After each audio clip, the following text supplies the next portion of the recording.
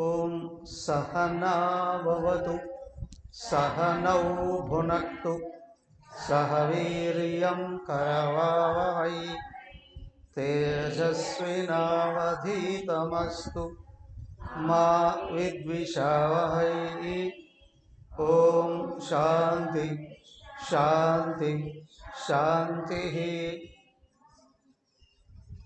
ఓం గురుర్బ్రహ్మా గురుర్విష్ణుః గురుర్దేవో మహేశ్వరః గురురేవ పరం బ్రహ్మ తస్మై శ్రీ గురవే నమః.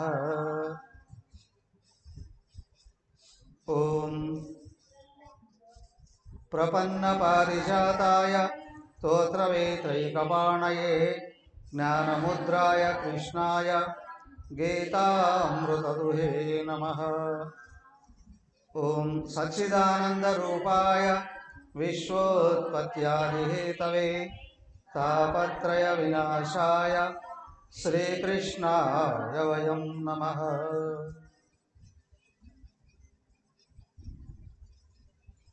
హరి ఓం. శ్రీమద్భాగవతం ఏకాదశ స్కందం 3వ అధ్యాయం. నిమి చక్రవర్తి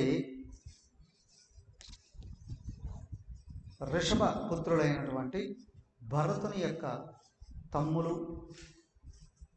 ఋషులు అయిన మహాత్ముని జీవితాన్ని గురించి ప్రశ్నిస్తూ ఉన్నారు.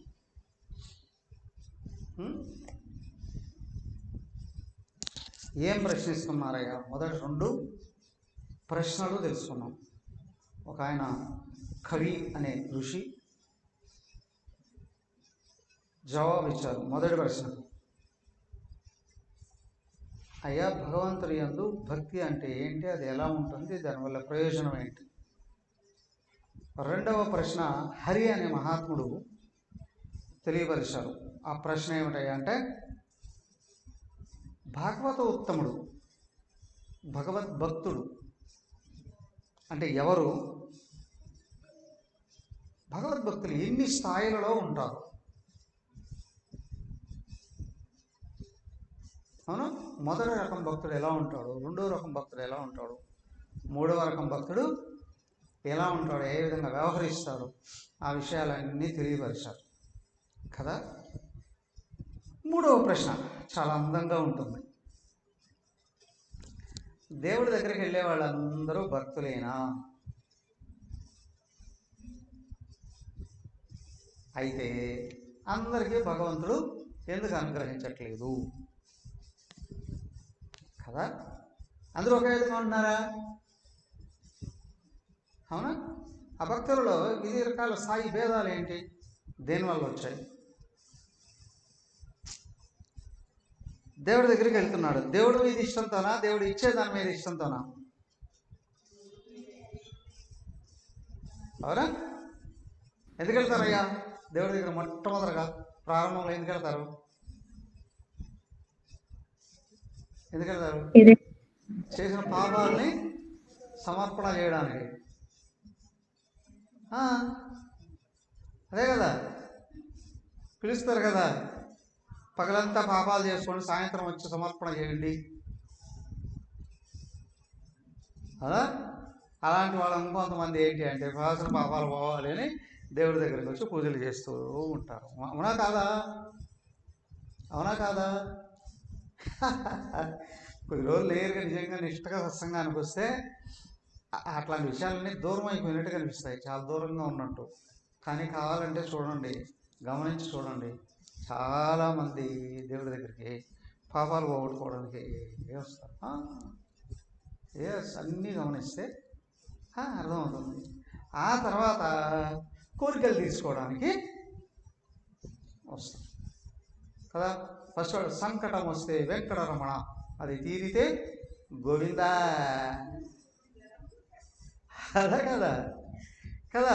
పాప ఫలాలు వచ్చినప్పుడు కష్టాలు వస్తాయి, కష్టాల కోసం కష్టాలు తొలగించమని చెప్పి వస్తారు. ఆ తర్వాత చేసిన ఫలించాలి. వ్యవసాయం కావచ్చు, వ్యాపారం కావచ్చు, అవునా, ఉద్యోగం కావచ్చు, సంతానం కొరకు కావచ్చు, రాజ్యాధికారాల కోసం కావచ్చు, వ్యాజ్యాల కొరకు కావచ్చు, ఏదైనా సరే చేసిన పని బాగా ఫలాలు ఇవ్వాలి అని. మూడో రకం వాళ్ళు ఏంటబ్బా దేవుడు అంటే జిజ్ఞాసతో వస్తారు. వీళ్ళకి లోపల జన్మల నుండి సత్కర్మల ఫలాలు తల్లిదండ్రుల నుండి వచ్చిన సద్బుద్ధులుగానే ఉన్నాయి అని అనుకోండి, వీళ్ళు నిజమైన భక్తులుగా మారుతారు. అవునా? అలాంటి భక్తుడు ఎవడయ్యా? అందరూ వస్తారు, అయ్యా విగ్రహాలనే మొక్కుతారు. సాక్షాత్ దేవుడే వచ్చి పక్కన కూర్చోన్నా ఈ ఎవడో పగడ వేసుకోవడం అనుకుని వెళ్ళిపోతుంది. అవునా కదా. జ్ఞానితో ఆత్మ ఏవ ఇది మే మతం అని 7వ అధ్యాయంలో చెప్పాడు ఆయన. ఆత్మజ్ఞాని నా స్వరూపమేనయ్యా అని. అలాంటి మహాత్ములు కనిపిస్తే వాళ్ళ దగ్గరకు వెళ్ళి ఆశీస్సులు కావాలని కోరుకునే వాళ్ళు ఎంతమంది? అవునా? వీళ్ళ వెకిలి చేష్టలతో వాళ్ళని కొంచెం ఇబ్బంది పెట్టేద్దాము అని వెళ్ళేటువంటి వాళ్ళే ఇంకా కొంతమంది. అవునా కదా, చెప్పాడు కదా. ఓకేనండి, ఇలాంటి వాళ్ళు కొంతమంది అండి. సరే ఇంకో కొంతమంది ఎవరయ్యా? మొదటి రకం వాళ్ళు విగ్రహాలనే నమ్ముతారు, దేవుడే దిగి వచ్చిన నమ్మరు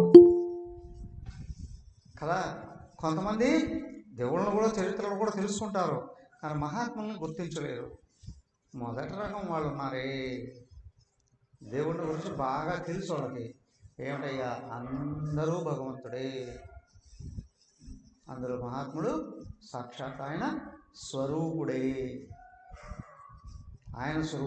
ఆయన ఈ విధంగా ఎదురై కూర్చున్నాడు. అయ్యా, ఆయన మన తలరాతలో రాయకపోయినా మహాత్ముడు ఆశీర్వదిస్తే మన తలరాతను అక్కడ మార్చేస్తాడు ఆయన. అవునా? మహాత్ముడు ఆశీర్వదిస్తే అన్నీ కలుగుతాయండి. ఇలాగా గుర్తించిన వాళ్ళు ఉన్నారే, వాళ్ళ బోధనలని ఆస్వాదిస్తూ జీవితంలో ఉన్న అజ్ఞానాన్ని తొలగించుకొని, అవునా, ఆత్మను ఆవిష్కరింపజేసుకుంటారు. దైవ సమానులు కాదు, దైవంగా మారిపోతారు. సమానులు ఏమి లేరు, ఇక్కడ ఉన్నవాడు ఒకడే. కాబట్టి అంతటా ఉన్నవాడే నేను కూడా అయి ఉన్నాను, నువ్వు కూడా అయినావు, అందరూ అయి ఉన్నావు అనే విషయాన్ని స్పష్టంగా గుర్తించి ముందుకు వెళ్ళిపోతారండి. అలా ఇలాంటి వాళ్ళు. కానీ అందరిలో ఒకే రకమైనటువంటి స్థితి ఎందుకు రాలేదు? తేడా ఉంది కదా. ఎక్కడ ఉంది తేడా? శరీరంలోనా తేడా? శరీరాన్ని బట్టి గొప్ప భక్తుడు, అల్పభక్తుడు అని అంటారా? లేదు. వాళ్ళకున్న ఇంద్రియాలను బట్టి ఏమన్నా అంటారా? వాళ్ళకున్న పదవులను బట్టి అంటారా? సంపదలను బట్టి అంటారా? కాదు. మనోబుద్ధులలో తేడాలు ఉన్నాయి. అవి ఎక్కడి నుంచి వచ్చాయి? దానికి వెనకలు ఉన్న గుణాల నుండి వచ్చాయి. కారణ శరీరంలో ఉన్న గుణాల వలన తమో గుణంలో ఉన్నవాడు ఒక స్థాయి, రజోగుణంలో ఉన్నవాడిది ఇంకొక స్థాయి, సత్వగుణంలో ఉన్నవాడిది ఇంకొక స్థాయి, సత్వానికి అతీతుడై ఉన్నాడే గుణాతీతుడు, ఆయన స్థాయి అయ్యింది. భగవంతుడే అయ్యిందంటే మూడు రకాలుగా. కాబట్టి దీన్నంతటి ఈ గుణాలంతటిని ఏమన్నారు అంటే మాయా.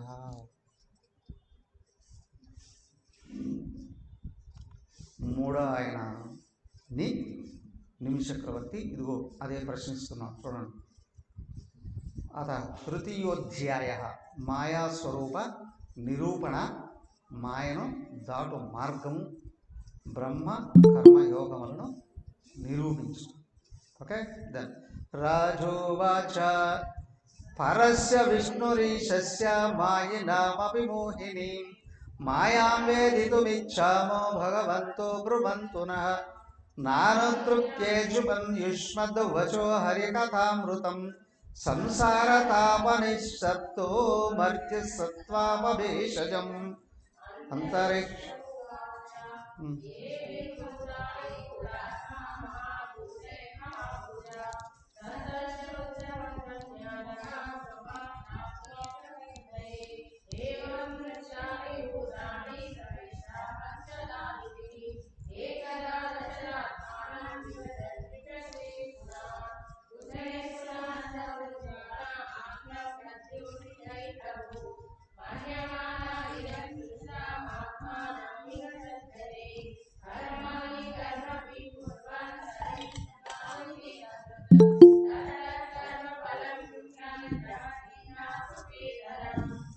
ఓకే.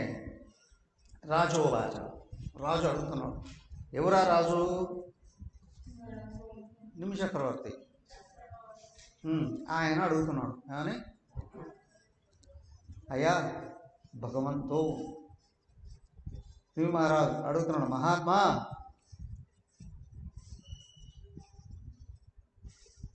పరస్య విష్ణు ఈశస్య మాయినామపి మోహిని మాయాం వేదితుమిచ్చాము భగవంతో బ్రువంతునః. అయ్యా కనిపించేటువంటి ప్రపంచమంతా భగవంతుడి చేత తయారు చేయబడింది. సర్వజీవరాశుల్లోనూ భగవంతుడే ఉన్నాడు. కానీ అది ఎందుకు కనిపించట్లేదు? మాయ కప్పివేసి ఉంది అంతటా. చూసేవాడికి కప్పేసిందా? చూడబడే ప్రపంచాన్ని కప్పేసిందా? చూడబడే ప్రపంచము కూడా మాయే. అవునా? ఏమిటి మాయ? ఒక స్త్రీ వెళ్తుంది, అఫ్కోర్స్ ఒక వ్యక్తి వెళ్తున్నాడు, బుర్కా వేసుకుని. లోపల ఉన్నది స్త్రీయా పురుషుడా? సహజంగా స్త్రీ అయి ఉంటుందండి. కానీ పురుషుడే వేషం వేసుకొని వాడెవడో నేరం చేసి తప్పించుకోవడానికి వెళ్ళడానికి ప్రయత్నం చేయడు. సరే, ఓకే, స్త్రీ ఉన్నది. ఏ వయసులో ఉన్నవారు? ముఖం అంతా కప్పేసుకున్నారు. అవునా కదా? ఏ రంగులో ఉన్నారు తెలియదండి. ఎందుకు ఒక పైన పొర కప్పేస్తుంది. సేమ్ వే దేహాలు అనే కవర్, ముసుగు ఏదైతే ఉందో లోపల ఉన్న భగవంతుడిని కనిపించనివ్వకుండా చేస్తుంది. లోపల ఉన్న భగవంతుడే కనిపించాలి. ఇదేనండి మాయ. నామాలలో తేడాలు, రూపాలలో తేడాలు, అవునా? ఇంద్రియ శక్తులలో తేడాలు, మనో కోరికలలో తేడాలు, బుద్ధులలో తేడాలు, గుణాలలో తేడాలు. ఈ తేడాలన్నీ మాయ. అవునా? తేడాలన్నీ రాయి. 10 రకాల రంగుల సీసాలు తీసుకొచ్చి అక్కడ పెట్టాం.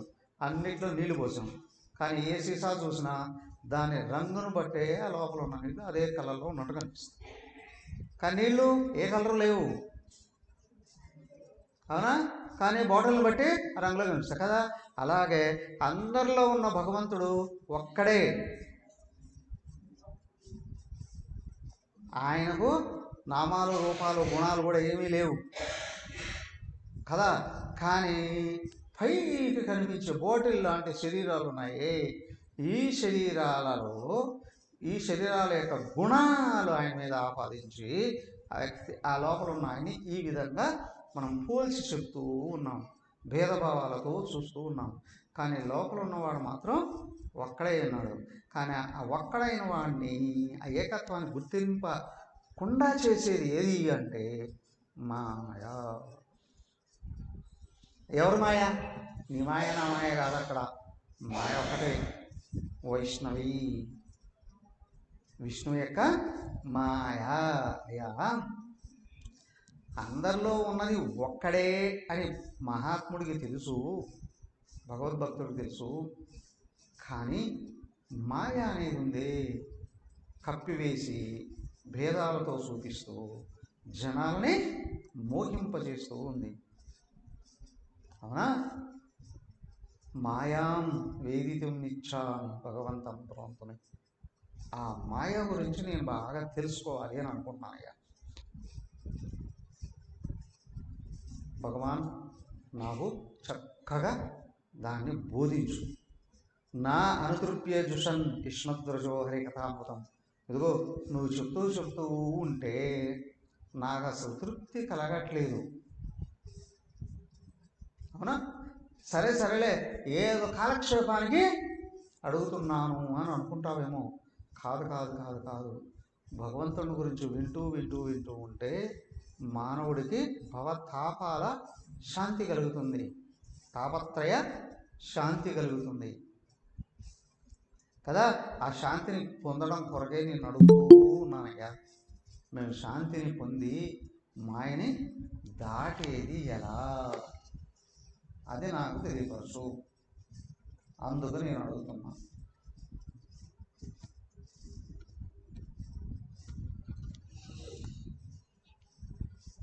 కాబట్టి నాకు అయ్యా సంపూర్ణంగా మాయని ఏ విధంగా దాటాలనో అది నాకు తెలియపరచు. ఓకే, వస్తున్నాను. అంతరిక్ష ఉవాచ. మూడో ఆయన పేరు అంతరిక్షుడు. అదేంటండి? ఈయన ఋషి.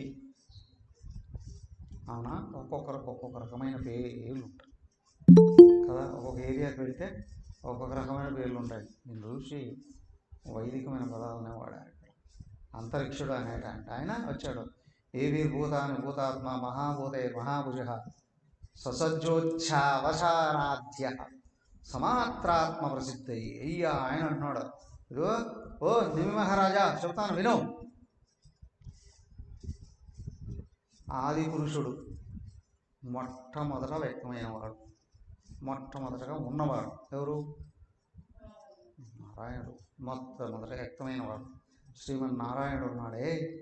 ఆయనే సర్వజీవరాశులకి ఏమి భూతాని భూతాత్మ, సర్వజీవరాశులకి ఆత్మ ఆయనే అయ్యును.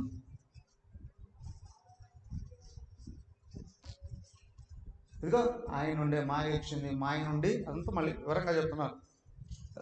మాయ వచ్చింది, మాయ నుండి పంచభూతాలు వచ్చాయి, పంచభూతాల నుండి స్థూలమైన భూతాల నుండి శరీరాలు, సూక్ష్మమైన భూతాల నుండి సూక్ష్మ శరీరం, పంచ తన్మాత్రాలు నుండి సూక్ష్మ శరీరం, అవి పంచీకరణం చేసిన తర్వాత బయట వ్యక్తమైతే స్థూల శరీరాలు.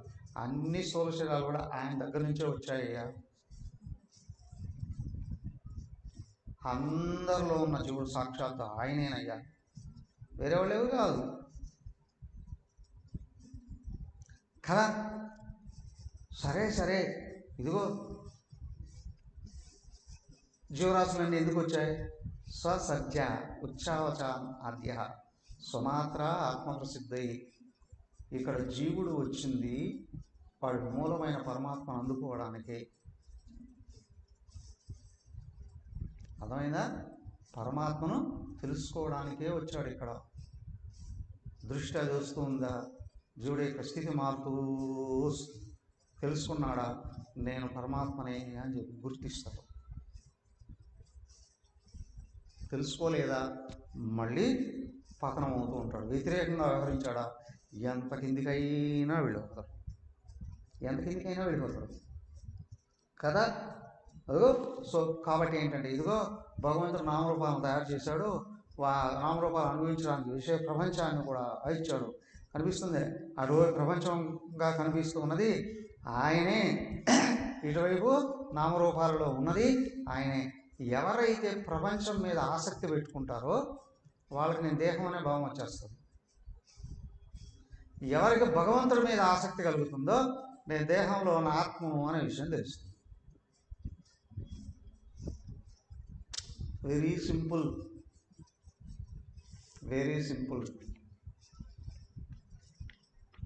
ఫర్ ఎగ్జాంపుల్, ఫ్రిడ్జ్ నిండా చాక్లెట్లు ఉన్నాయి. పిల్లాడికి వెళ్ళేటప్పుడు ఏం చేస్తుంది తల్లి? అవసరం అయింది ఇచ్చేస్తుంది. కాదు నాకు అవన్నీ కావాలన్నాడు అని ఇచ్చేస్తుంది తల్లి. నాకు చాక్లెట్లే కావాలి, నేను స్కూల్కి వెళ్ళాలన్నాడు, ఏం చేస్తుంది? ఏం చేస్తారు? ఏం పట్టి తింటారు లేదా? కొడతావు. అది నువ్వు కామ్గా స్కూల్కి వెళ్ళడానికి రెడీ అయిపోయావు అనుకోండి, నువ్వు అడగకుండానే నేను బ్యాగ్లో వేసేస్తున్నాను చాక్లెట్లు బిస్కెట్లు కావాల్సిన తినబడ్డారు అవన్నీ కూడా కదా. నువ్వు ఎందుకైతే ఇక్కడ పుట్టావో దాని కొరకు ప్రయత్నం చేస్తూ ఉంటే అనాయాసంగా నీకు అవసరమైనటువంటి నీ దగ్గరికి వచ్చేస్తాయి.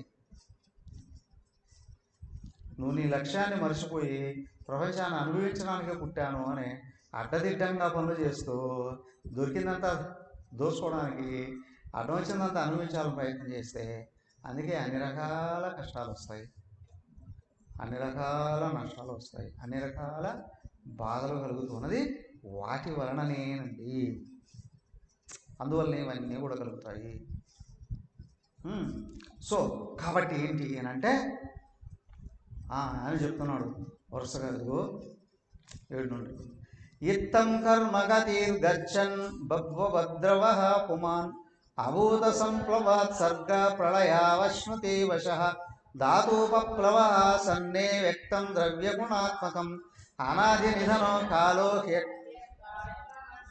శతవర్షాహ్యన వృష్టిర్భవిష్యత్తుల్బణా భువి తత్కాలోపచితోష్ణలోకాన్ స్త్రీన్ ప్రతవిష్యతి పాతాళతలమారభ్య సంకర్షణముఖానల దహ్యన్మూర్ధ్వశిఖో విశ్వ సాంవర్తకో మేఘగణో వర్ష్మతి.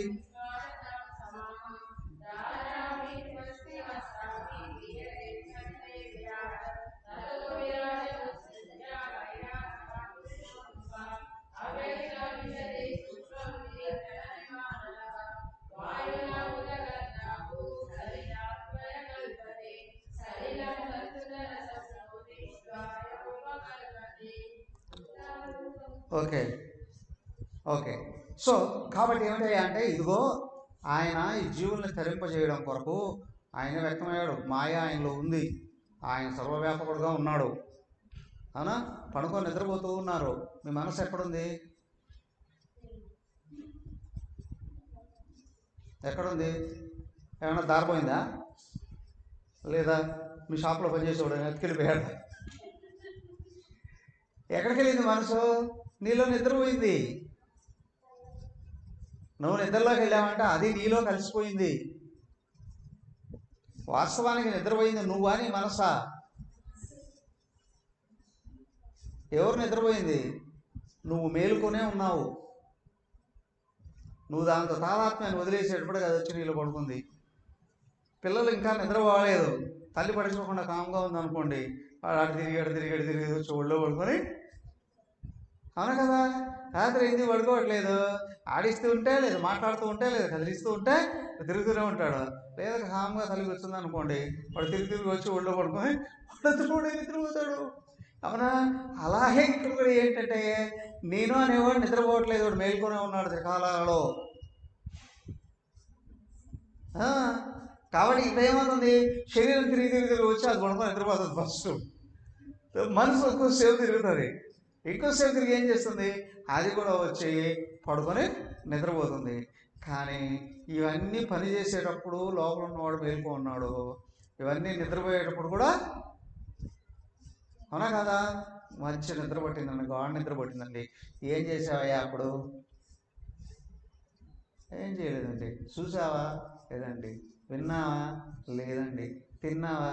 లేదండి. నీకెక్కడ తెలుసు? నువ్వు ఉన్నావా? ఉన్నా. మేల్కొన్నావా? నిద్రపోతున్నావా? అక్కడ ఏం జరగలేదండి. నువ్వెట్లా చెప్తావు? నేనేం చేయలేదండి కానీ హాయిగా అక్కడ ఏం జరిగింది? అద్భుతమైన సుఖాన్ని అనుభవించాను అని చెప్పి నువ్వు లేచిన తర్వాత చెప్తున్నావు కదా. నువ్వు మేల్కోలేకపోతే నీకెక్కడ తెలుస్తాయి విషయాలు? కాబట్టి అంటే గాఢ నిద్రలో కూడా జీవుడు మేల్కొనే ఉన్నాడు.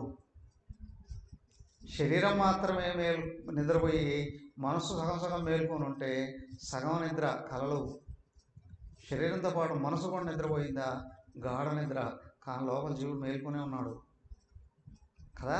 సేమ్ వే ఇక్కడ జీవరాశులన్నీ మాయలో కలిసి, మాయ భగవంతుడిలో పడుకోంది. అంటే ప్రళయం, లయం ఏమీ లేదు అక్కడ. బ్రహ్మదేవుడికి రాత్రి అండి. బ్రహ్మదేవుడు మేలుకుంటున్నాడంటే మళ్ళీ సృష్టి అంతా ఆరంభమవుతూ ఉందండి కదా. ప్రతిరోజు అందరూ నిద్రపోతాం, మళ్ళీ లేస్తాం. ఫస్ట్ ఎవరు లేస్తారు అందరికంటే ముందు? అందరికంటే ముందు ఎవరు లేస్తారు? మా అత్తమ్మ లేస్తుందండి. ముసలోళ్ళు కదా అండి, నిద్ర పట్టుకు తెల్లేస్తారు చేస్తాడండి. అది కాదు, అందరికంటే ముందు లేసేవాళ్ళు సముద్రంలోకి చేపలు పడడానికి వెళ్ళే జాలర్లు అండి. జాల ఆటు పోటు ఉంటుంది కదా, అవునా? పగలంతా వైపు వెళ్ళిపోతుంది, జలం దక్షిణ వైపు వెళ్ళిపోతుంది. చూడండి, రామేశ్వరం వెళ్తే తెలుస్తుంది. రాత్రి అంతా దక్షిణ వైపు వెళ్ళిపోతుంది నీరు. అది తెల్లారి అక్కడి నుంచి ఇటు పక్కకు వస్తూ ఉంటుంది. మహాప్రవాహంగా నీళ్ళంతా వస్తూ ఉంటుంది. నీళ్ళంతా ఇటు వచ్చేటప్పుడు వాళ్ళు వేసారంటే మొత్తం చేపలు వచ్చి ఫస్ట్ జలాలు లేచి వెళ్ళిపోతారు కదా. ఆ తర్వాత వ్యవసాయదారులు లేస్తుంటారు. తెల్ల 4 గంటలు వేసేస్తారు. వ్యవసాయదారులు పొలానికి వెళ్ళారంటారు కదా. ఆ టైంలోనే వెళ్ళేస్తున్నారు అని అంటే ఆ టైంలో పక్షులు లేస్తాయి. కిలకిలా రావాలు వస్తూ ఉంటాయి, పక్షులు లేస్తాయి. ఆ పక్షులు వేసిన తర్వాత ఏం చేస్తారు? ఇప్పుడు వ్యాపారస్తులు లేస్తారు కదా. వ్యాపారాలు లేస్తారండి. అందరికంటే లేట్గా లేచేవాళ్ళు ఎవరండి? 10 గంటలకు ఆఫీస్కి వెళ్ళేటువంటి వాళ్ళు ఎవరైతే ఉన్నారు, అవునా, వాళ్ళందరూ తర్వాత లేట్గా లేస్తారండి కదా. తర్వాత ఏమయ్యా, అందరికంటే పని ఎవరు ముగించేసుకునేది? లేట్గా లేచి వెళ్ళిన వాళ్ళే, అవునా కదా. ఈ లేట్గా 10 గంటలకు ఆఫీస్కి వెళ్ళిన వాళ్ళే 4 గంటలకి మళ్ళీ క్లోజ్ చేసేస్తారండి పని. 5 గంటలు అయితే అందరూ తిరిగి పడతారండి. 6 గంటల లోపల అందరూ ఇంటికి వచ్చేస్తారండి. ఆ తర్వాత వ్యవసాయదారులు వస్తారండి. అవునా? వ్యవసాయదారుల కంటే ముందు వ్యాపారస్తులు కొట్లు కట్టేస్తూ ఉంటారండి, అవునా కాదా. ఆ చేపలు పట్టాడు పాపం, వాళ్ళు ఎప్పుడు వస్తారో ఏమో కదా. ఏమయ్యా, ఇలాగా తిరుగుతూ ఉందండి. అలా సేమ్ది భగవంతుడు ఒక్కడే ఉన్నాడు. ఆయనలో మొట్టమొదటిగా అర్లీగా ఎవరు 4 గంటలు వేస్తున్నారంటే సాధకుడైనటువంటి వాడు కూడా లేస్తారండి. అలాగా సత్యధర్మాల మీద ఆధారపడి జీవించే వాళ్ళు ఎవరైతే ఉన్నారో వాళ్ళు తెల్లారక ముందే బ్రహ్మముహూర్తం లేచి ధ్యానం చేసుకోవాలి. అలాంటి వాళ్ళందరూ కదులుతారు. కదిలేటప్పటికే భగవంతుడు వాళ్ళని చూస్తాడు. వాళ్ళని చూడడంతోనే వీళ్ళకి నామరూపాలు ఏర్పడతాయి. సృష్టి తయారై బయటకు వస్తుంది. దాన్నే కృతయుగము అంటారు, అవునా. సత్యాన్ని ఆచరించేటువంటి వాళ్ళు. రెండోది ఏంటండి? తపస్సులు చేసేటువంటి వాళ్ళు ఎవరైతే ఉన్నారో ఆ రకంగా అంటే ధర్మాన్ని అనుసరించేవాళ్ళు, తపస్సులు చేసేవాళ్ళు, వాళ్ళంతా కదులుతున్నారు. త్రేతాయుగం అండి తపస్సులందరూ. 3 ఇంకా కొంచెం లేట్గా ఎవరయ్యా అంటే తెల్లారుతూ ఉందండి లేస్తున్నారండి అనేటువంటారు. ధార్మికులైన వాళ్ళందరూ లేస్తున్నారండి. ద్వాపరయుగం ఏర్పడుతుంది. ఆ తర్వాత లేచేవాళ్ళు అందరూ కలికాలం అండి. కలికాలం భర్తలు వేసి కాఫీ పెట్టిస్తే కానీ భార్య లేదండి, అవునా కదా. అత్తగారు లేచి అన్ని పనులు చేసుకొని బెడ్ మీద కాఫీ ఇస్తేనే కోడలు గారు లేస్తారండి. ఏ కాలం అంటారు? కలికాలం అంటారండి, అవునా కదా. కలికాలం అంటారండి. ఓహో, ఇదేంటండి అంటే ఏ కొద్దిపాటి బాధ్యత లేకపోతే భయం ఉన్నప్పుడు అందరికంటే లేట్గా లేస్తారండి. అంటే కలియుగంలో వచ్చేవాళ్ళు ఉన్నారే. ఏమంటే కలియుగంలో వచ్చేవాళ్ళు అందరూ ఇట్లాంటి వాళ్ళు ఏమో కాదు. 4 యుగాలలోనూ 4 రకాల స్వభావాలు కలిగిన వాళ్ళు ఉంటారు కదా. ఏ యుగంలో ఉన్నా కలియుగంలో 4 గంటలు వేసేవాళ్ళు ఉన్నారా లేదా? కాబట్టి వాళ్ళ సత్యం మీద ఆధారపడ్డవాళ్ళు కదా. కాబట్టి ఇక్కడ ఏంటి ఏనంటే 4 యుగాల స్వరూపాలు, 4 యుగాల స్వభావాలు కూడా కలిగినటువంటి వాళ్ళు ఉన్నారే. వాళ్ళంతా ఇట్లా లేచి బయటకు వస్తూ ఉన్నట్లుగానే ఆయన కూడా సృష్టిని తయారు చేసుకొని వస్తాడు. ఆయన కళ్ళు తెరిచాడు, మాయ కదులుతుంది, సృష్టిని తయారు చేస్తుంది, యుగాలన్నీ తయారవుతున్నాయి అని అనుకోండి. ఆ మాయ కదిలితే గుణాలు బయటకు వస్తాయి, గుణాలు కదిలితే పంచతన్మాత్రలు వస్తాయి. ఫస్ట్ ఆకాశం వచ్చిందండి, ఆకాశం నుండి వాయువు వచ్చిందండి, వాయువు నుండి అగ్ని వచ్చిందండి, అగ్ని నుండి జలం వచ్చిందండి, జలం నుండి భూమి వచ్చిందండి.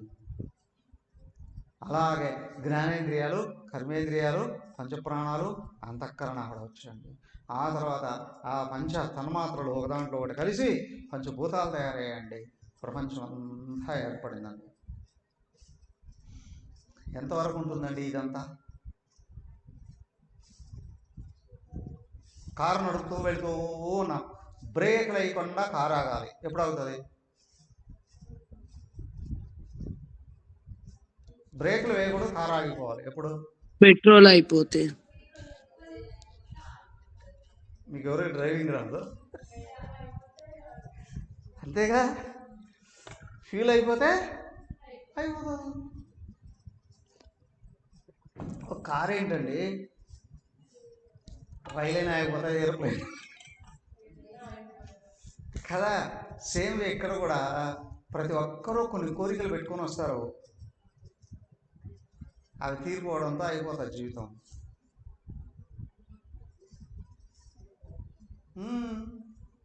పోయిన జన్మలో మిగిలిన కోరికలు ఉన్నాయే, అవి తీర్చుకోవాలి అనుకున్నప్పుడు భగవంతుడు ఇంతకాలం అని ఇచ్చేస్తాడు, అవి తీరేటప్పటికి ఇది అయిపోతుంది. కానీ మళ్ళీ ఇంకో కొన్ని కోరికలు సంపాదించుకున్నాం అనుకోండి, మళ్ళీ పుట్టడానికి రెడీ అవుతుంది కదా. అలాగా అయ్యా, మాయ వలన జీవరాశులందరూ అలాగ పుట్టుకొని, మాయే ప్రపంచాన్ని తయారు చేస్తుంది, మాయే జీవరాశులను తయారు చేస్తుంది కదా. ఎందుకు పుట్టామో గుర్తించి ఆయన్ని పట్టుకుంటే ముక్తులే వెళ్ళిపోతారు. కనిపించే ప్రపంచం మీద ఆకర్షణతో దీన్ని పట్టుకుంటే మళ్ళీ పుట్ట, మళ్ళీ చావు, మళ్ళీ పుట్టించేది చంపుకుంటూ పట్టుకుంటూ వెళ్ళేది ఏదో లోపల. చూడండి 14. హృత రూపంతు తమస వాయో జ్యోతి ప్రలీయతే, హృతస్పర్శోవకాశేన వాయోర్నవసిలీయతే, కాళాత్మనా హృతగడం నవ ఆత్మని లీయతే, ఇంద్రియాణి మనో బుద్ధి సవైకారిక నృప.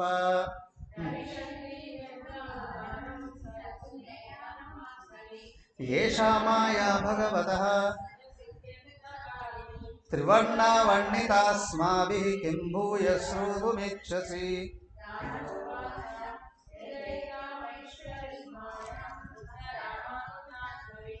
తరంత్యంజ స్థూలధియో కర్మణ్యారభమాణానాం దుఃఖహత్యై సుఖాయ చ, పశ్యేత్పాక విపర్యాసం మిథుని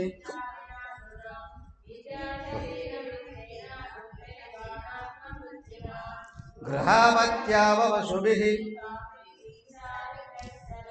ఏవం లోకం పరం విద్యా నశ్వరం కర్మ నిర్మితం, సతుల్యాతిశయధ్వంసం యథా మండలవర్తినాం. ఓకే, హృతరూపంతో తమసా వాయో జ్యోతి ప్రలీయతే కదా. మళ్ళీ ఏమవుతుందయ్యా సృష్టి అంతా? మళ్ళీ వెనక్కి వెళ్ళిపోతుంది, అవునా? మళ్ళీ వెనక్కి వెళ్ళిపోతుంది. అయ్యా, ఓ మహాయుగం అయిపోయిందా, లేదా కాలం అయిపోయిందా, లయకాలం వచ్చిందా, అప్పుడేమో జీవరాశులు అందరూ చనిపోతారు ఒక్కసారి.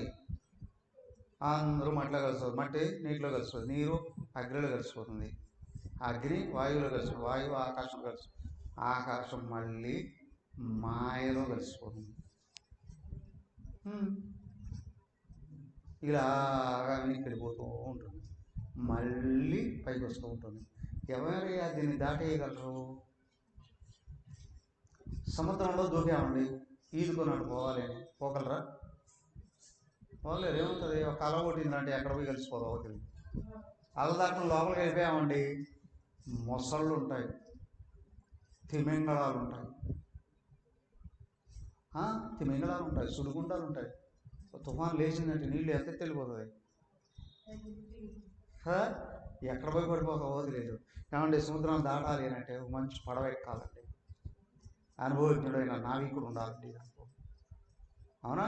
వాడు తీసుకుని వెళ్ళిపోతూ చాలా జాగ్రత్తగా తీసుకెళ్ళిపోతూ ఉంటాడు, ఇటు పక్క నుంచి అటు పక్కకు దాటి చేసేస్తాడు కదా. ఏమయ్యా పడవ? భక్తి అనేదండి పడవ. ఇక్కడ భక్తి జ్ఞానాలే పడవ, భగవంతుడే నాయకుడు అండి. మహాత్ముడు, భగవత్ స్వరూపుడైనటువంటి మహాత్ముడు నాయకుడు. ఆయన తప్పించి నెమ్మదిగా తీసుకుని వెళుతూ ఉంటాడండి. లేదా మన ఇష్టం వచ్చినట్టు మనం కానీ అహంకారాన్ని పట్టుకున్నాము, నా ఇష్టం వచ్చినట్టు నేను వెళ్తాను అని కానీ అనుకున్నావా, అవునా? నిన్ను నువ్వే నష్టం చేసుకుంటావు, కష్టాలు బాగా చేసుకుంటావు, పూర్తిగా సముద్రంలో మునిగిపోతామండి. సో కాబట్టి ఏం చేయాలి? చూడండి 21. తస్మాత్ గురుం ప్రపద్యేత జిజ్ఞాసు శ్రేయ ఉత్తమం శాబ్దే పరే చ నిష్టాంత బ్రహ్మణ్యుపశమాశ్రమం తత్ర భాగవతాం ధర్మాన్ శిక్షేత్ గుర్యాత్మవాయువతః అమాయయా స్మృత్య సర్వతో మనసో సంగమాదౌ సంగం చ సాధుషు దయా మైత్రీం ప్రశ్రయం చ భూతేష్వద్దాయ రోచితం శౌచం తపస్తి దీక్షాంచ మౌనం స్వాధ్యాయ మార్జమం బ్రహ్మచర్యమహింసా చ సమత్వం ద్వంద్వ సంజ్ఞయౌ. ఓకే. తస్మాత్ అందుచేత గురుం ప్రపద్యేత, గురువుని ఆశ్రయించాలి. జిజ్ఞాసు శ్రేయ ఉత్తమం, జిజ్ఞాసు అయిన వాడు ఉన్నాడే, ఇది సంపూర్ణంగా సుఖాన్ని పొందాలి, మాయ నుండి బయటపడాలి, భగవంతుడిని అందుకోవాలి, ముక్తి పొందాలి అనుకున్నవాడు ఉన్నాడే, వాడు శ్రేయస్సు కొరకు, ముక్తి మార్గం కొరకు గురువుని ఆశ్రయించాలి. శాబ్దే పరేశ నిష్టాంతం బ్రహ్మన్ ఉపశమాశ్రయం. ఆయన మాటలు ఉన్నాయే అవే వేదాంతం. గురువుగారు ఏం చెప్తారండి? వేదాంతమే చెప్తారు. కాలక్షేపంగా కబుర్లు మాట్లాడినా, ఎప్పుడు మాట్లాడినా, ఎక్కడ మాట్లాడినా గురువులు ఏం చెప్తారు? నిజాన్ని చెప్తూ ఉంటారు. అవునా? ఊసుకోక ఇష్టం వచ్చినట్టు మాట్లాడతారా? ఏది మాట్లాడినా సత్యమే ఉంటుంది, శాస్త్రమే ఉంటుంది. ఏమి చేసినా అది ఆ మార్గం వైపు నడిపించేది నడిపించారు. అలాంటి గురువుని చేరి ఆయన దగ్గర చక్కగా జ్ఞానాన్ని నేర్చుకుని తత్ర భాగవతాన్ ధర్మాన్ని శిక్షేత గురువాత్మదేవత, అక్కడ వెళ్ళి భగవంతుని యొక్క మార్గాన్ని అనుసరించాలి. అంటే ఇక్కడ భక్తుడు భాగవత ధర్మాలను నేర్చుకోగలగాలి. అవే భక్తి లక్షణాలు అని అన్నారు అక్కడ, భాగవత ధర్మాలు అని ఇక్కడ అంటున్నారు. భక్తి యోగంలో ఏమన్నారు? అవే భక్తి లక్షణాలు అని అన్నారు, అవే జ్ఞాన లక్షణాలు అన్నారు, అవే దైవీ గుణాలు అన్నారు, అవే సిద్ధవర్గ లక్షణాలు అన్నారు. కాబట్టి ఏం చేయాలి? ఆయన్ని ఆశ్రయించావా? దైవీహేష గుణమయీ మమ మాయ దురత్యయ మామేవై ప్రపద్యంతే మాయామేకం తరంతి. అయ్యా, దైవీ మాయ ఉందే, ముంచి పారేస్తుంది ఇష్టం వచ్చినట్టు వెళితే. నన్నుగానే ఆశ్రయిస్తే నా మాయ నీకు సహకరిస్తుంది నా దగ్గరకు రావడానికి. భగవంతుడిని ఆశ్రయిస్తే మాయ దాటేస్తాడు. ఇదొక్కడే మార్గం. సర్వకాల సర్వావస్థలలో నువ్వెప్పుడు ఎక్కడ ఏ పని చేస్తూ ఉన్నప్పటికీ కూడా అన్యదా శరణం నాస్తి త్వమేవ శరణం మమ తస్మాత్ కారుణ్య భావేన రక్ష రక్ష అధునా. ఇప్పుడే ఇక్కడే కదా నన్ను రక్షించవయ్యాను ఎవరు అంటున్నారు? సర్వతో మనస అసంగమాదో సంగం సాధుషు.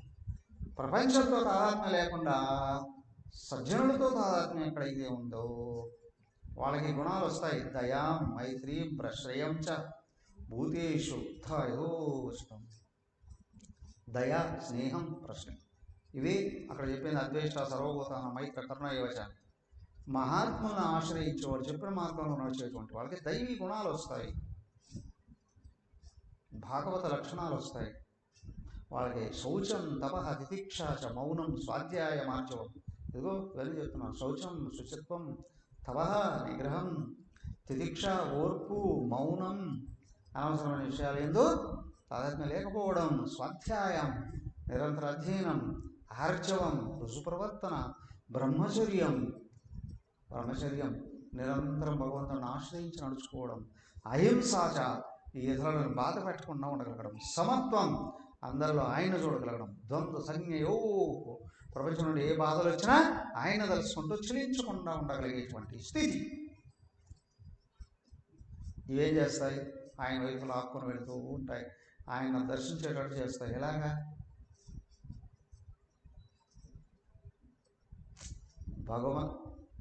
భగవంతుడి వైపు మనం వెళ్ళాలి అనుకుంటే మహాత్ములు శిక్షణ ఇస్తారు. దానివల్ల ఏమవుతాయి? దైవీ గుణాలు వస్తాయి లోపల. దేవుడు ఎక్కడున్నాడు? ఏమంటే దేవుడు ఎప్పుడు మన దగ్గర ఉంటాడా? ఉంటాడా?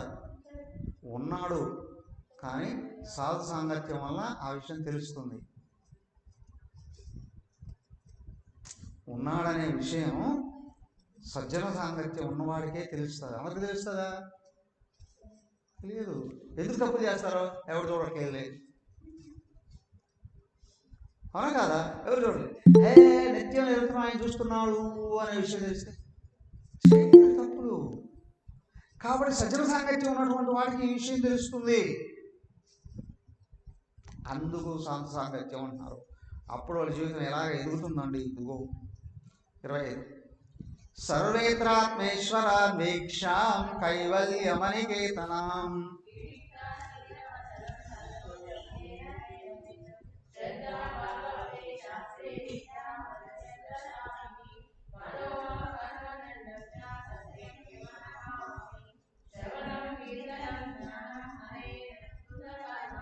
జన్మకర్మగుణాదాచ తద్దర్థేఖిల చేష్టిదం ఇష్టం దత్తం తపో జప్తం వృత్తం చిచ్ఛాత్మన ప్రియం దారాన్ సుతాన్ గృహాన్ ప్రాణాన్ యత్పరస్మై నివేదనం ఏవం కృష్ణాత్మనాథేషు మనుష్యేషు సౌహృదం పరిచర్యాం శోభయత్ర మహత్. ఓకే. పరస్పరానుకథనం పావనం భగవదస్య మిథోరతిర్మిథ ఆత్మనః సర్వత్ర ఆత్మే ఈశ్వరాన్వీక్షాం కైవల్యమనికేతతాం. ఎవరికి ఈ లక్షణాలు వస్తూ ఉన్నాయో, భాగవత లక్షణాలు, వాళ్ళు సర్వకాల సర్వావస్థలలో భగవంతుణ్ణి అన్వేషిస్తుంటారు. అరే రెడీ గారా, తొందరగా అమ్మమ్మ గారు వాళ్ళ ఇంటికి వెళదాము అన్నాను. చిన్నపిల్లలు దగ్గరికి వెళ్తారు కదా, వెళ్దాము. వాళ్ళు పట్టుకున్నారు. బస్ స్టాండ్కి వెళ్ళారో లేకపోతే రైల్వే స్టేషన్లోకి వెళ్ళారు. అవునా, వెళుతూ ఉన్నారు. తల్లిదండ్రులు ఏదో కూర్చొని అయ్యేంత అక్కడ పెట్టుకున్నారు. పిల్లలు కదా వదిలేరు. వాడు ఎక్కడెక్కడ ఆడుతూ ఉంటాడు. ఆడుతూ కూడా ఏం చేస్తూ ఉంటాడు మళ్ళీ ముందరే. ఒకవేళ కావాలనే తల్లి ఆ స్తంభం సాటుకు ఏదైనా వెళ్ళింది అనుకోండి, ఏం చేస్తాడు? బ్యారు ఉంటాడు. అవునా కదా? అంతవరకు రాయన్నా అక్కడ తిరుగుతున్నవాడు కనిపించకపోతే, అవునా, ఒక కన్ను ఇటే ఉంటుంది. సేమ్ వే ఇన్ని రకాలుగా పనులు చేసుకుంటూ ఏం చేస్తూ ఉన్నప్పటికీ కూడా సగం దృష్టి భగవంతుని మీద నిలబెట్టి దృష్టి ఈ పనులలో వ్యవహరిస్తూ ఉన్నాము అనుకోండి. ఆయన గమనించుకుంటూ చూసుకుంటూ కలుసుకుంటూ చేస్తున్నావు అనుకోండి, అన్వేషణ కొనసాగుతుంది. ఆధారాన్ని పట్టుకున్నావు, నువ్వు దుఃఖాలు పాలు కావు. మర్చిపోయినట్టు వెళ్తే, అవునా, నువ్వు చూస్తూ ఉంటే ఆయన చూస్తూ ఉన్నాము అని ఉన్నాడు. నన్ను వదిలేస్తేనే కూడా వదిలేసినట్లే. పట్టుకోవాల్సింది నువ్వే కదా. కాబట్టి సర్వకాల సర్వావస్థలలో ముక్తి కావాలి అనుకున్నవాడు ఆయన మర్చిపోడు. ఆయన్నే వెతుకుతాడు, ఆయన్నే చూస్తాడు, ఆయన్నే అనుసరిస్తాడు, ఆయనకు అనుగుణంగానే నడుచుకుంటాడు. వివిక్త చేరవసనం సంతోషం ఏనకైనా అయ్యా, ఈ దొరికితే దాంతో సంతోషిస్తూ ఆయనే నిత్యం అన్వేషిస్తూ నారవసరం అంటే సింపుల్గా జీవించడానికి ప్రయత్నం చేస్తాడు. ఎక్కడున్నాం, అవునా కదా? ఎక్కడికి వెళితే ఆ విధమైన వస్త్రధారణ ఉండాలి. అవునా కదా? వస్త్రధారణ విలువలు పోగొట్టకూడదు. కానీ వస్త్రధారణ వలన విలువలు పెరుగుతాయా? మంచి వస్త్రాలు వేసుకొచ్చారు కాబట్టి గౌరవిస్తారా? కానీ డాక్టర్గా వెళుతున్నారు, తెల్ల వస్త్రాలు వేసుకోవాలి, పైన కోటు వేసుకోవాలి. అట్లా ఇలాగే వెళుతున్నాడు, నల్ల వస్త్రం వేసుకోవాలి కదా. అలా వస్త్రధారణ విలువల్ని తగ్గించకూడదు, కానీ ప్రత్యేకంగా అవేమి విలువల్ని పెంచవు కదా. అలాగే ఏంటంటే ఎప్పుడు ఎక్కడ ఏది అవసరమో ఆ విధంగా నడుచుకుంటూ లోపల ఆయన్ని గుర్తించుకొని వెళుతూ ఉన్నటువంటి వాడు నాడే వాడు ఎప్పుడు ఎక్కడ ఏ అవసరానికి అనుగుణంగా నియమాలను పాటిస్తాడు కదా. అలా లేచినప్పటి నుంచి ఏ విధంగా చేసుకోవాలండి సాధన, అన్ని రకాల నియమాలని పాటిస్తాడు. ఏమయ్యా, వ్రతాలు చేయాలన్నా, నియమాలు పాటించాలన్నా, ఉపవాసాలు ఉండాలన్నా, తీర్థయాత్రలు చేయాలన్నా, దాన ధర్మాలు చేయాలా, దైవాన్ని పూజించాలా, జపించాలా, తపించాలా, అన్నీ కూడా అనుసరిస్తూ బట్ వీటన్నిటిలో ఆయన్ని ఎంత తొందరగా కనుక్కుంటానా అని, ఆయన వదలకుండా పట్టుకుంటానా అనే భావం ఎక్కడైతే ఉంటుందో అలాంటి వాళ్ళకి సాంగత్యం కూడా అదే ఇస్తాడు భగవంతుడు. సజ్జన సాంగత్యాన్ని ఇస్తాడు. అలాంటి వాళ్ళందరూ కలిశారనుకోండి, చర్చించుకుంటారు దేని గురించి. డబ్బాసక్తి ఉన్నవాడు డబ్బులు వాళ్ళ దగ్గరికి వెళ్తారు, వాళ్ళతో సహవాసం చేస్తాడు. అలాగే ఫంక్షన్కి వెళ్ళారండి, ఎవరితో కలుస్తారు, వాళ్ళ గుణాలకు అనుగుణమైన వాళ్ళని కలుస్తారు కదా. కాబట్టి ఏమవుతుందంటే భగవద్భక్తుడు ఉన్నాడే, ఎక్కడికి వెళ్ళినా భగవంతుని గురించి చర్చించుకుంటూ, మాట్లాడుకుంటూ, ఆలోచించుకుంటూ, చింతించుకుంటూ కదా, అలాంటి భావాలతోనే మెలిగే అవకాశాలు కూడా భగవంతుడు కలిగిస్తాడు.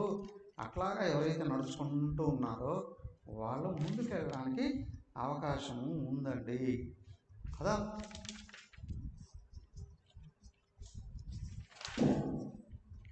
అదే ప్రశ్న సార్, మూడో ప్రశ్న అయిపోయింది. నాలుగో ప్రశ్నలో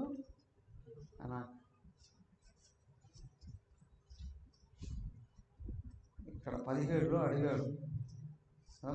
నాలుగో ప్రశ్న,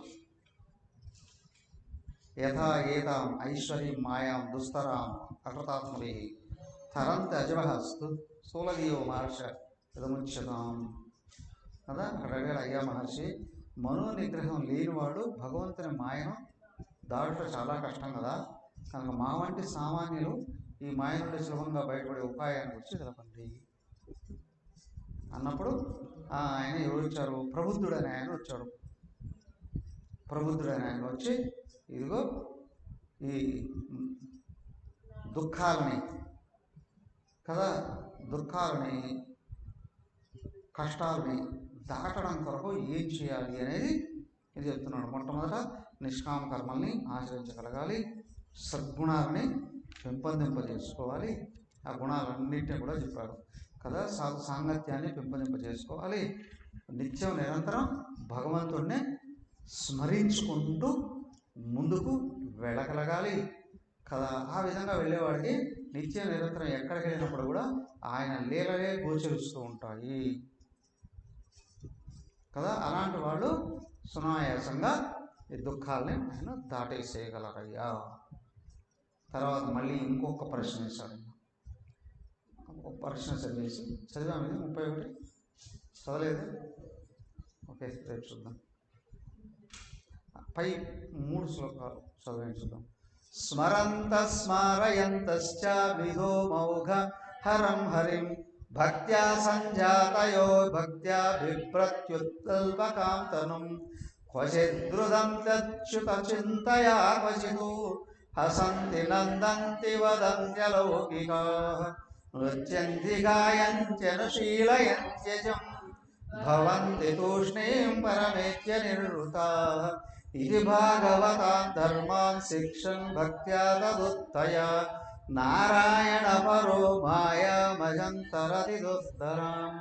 సో మాయను ధరించి బాధల నుంచి బయటపడిపోయి ఎవడు కష్టాల నుండి బయటపడగలడు అంటే భగవంతుణ్ణి అత్యంత ఇష్టంగా ఆశ్రయించినటువంటి వాడు. ఆశ్రయించే సద్గుణాలను ఎవరైతే పెంచుకుంటున్నారో వాటికి దేవుడి మీద ఇంకా ఎక్కువ ఇష్టం ఏర్పడుతుంది. అప్పుడు దైవాన్ని గురించి స్మరించుకుంటూ, చర్చించుకుంటూ, స్తుతించుకుంటూ ఎవరైతే నడుస్తున్నాడో అవలీలగా దుఃఖాలని దాటేస్తాడండి. ఇది భగవంతుడి యొక్క భక్తి మహిమ. అక్కడ మాయనటా దాటాలన్నారు, దాన్ని కొనసాగిస్తూ ఎవరు ముక్తిని పొందుతారు. ఓకే, దాని తర్వాత ఇప్పుడు 5వ ప్రశ్న ఏంటి రేపు చూద్దాం. మరి 4 ప్రశ్నలు అయితే, ఓం సర్వే భవంతు సుఖినః సర్వే సంతు నిరామయాః సర్వే భద్రాణి పశ్యంతు మా కశ్చిద్ దుఃఖభాగ్ భవేత్. ఓం శాంతి శాంతి శాంతి. హరి ఓం. శ్రీ గురుభ్యో నమః. హరి ఓం.